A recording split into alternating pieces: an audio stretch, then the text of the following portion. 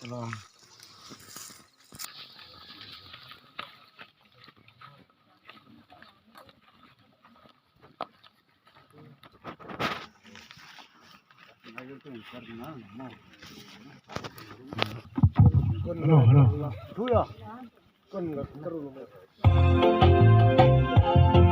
เราตุกkhai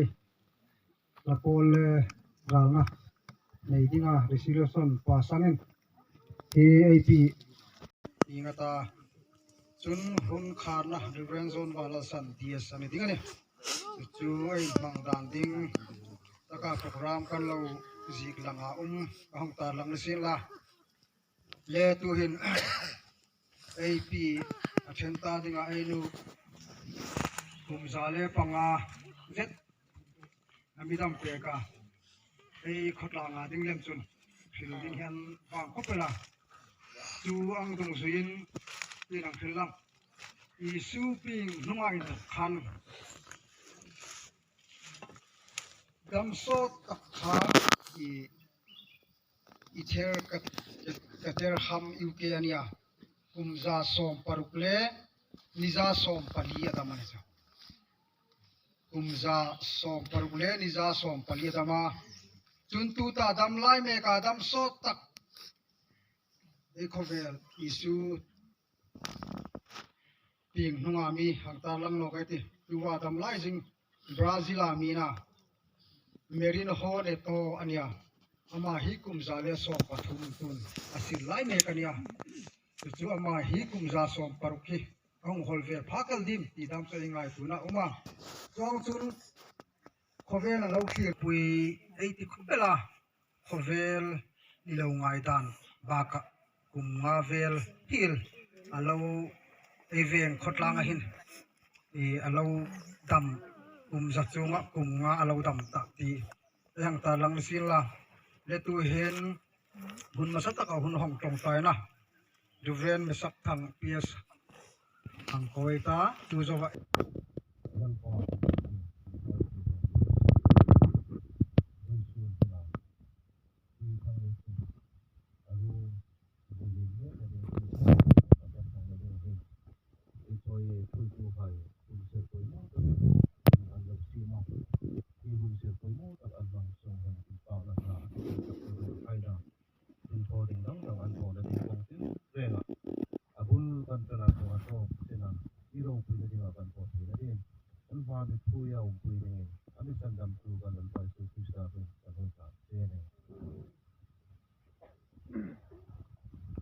le ai pong lok tangen tu le toye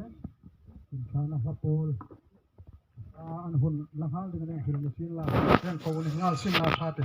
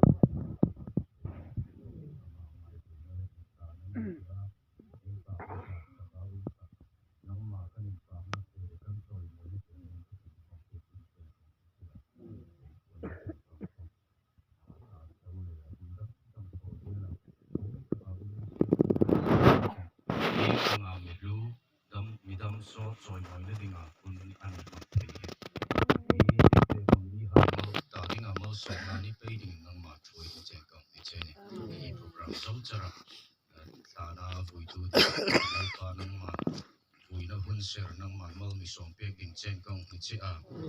kan bu nau nu ngai chang ni a tan a ti rel ni lova nang ma kum te nga lovin loi tak nang ma kum te ti phana kan nei theina tengin buina hun ser nang man mal mi som pe kin chen kong chen tu chen ai mi thuina le lom thu rin sandam tu kan lal pai su krista mi kong chen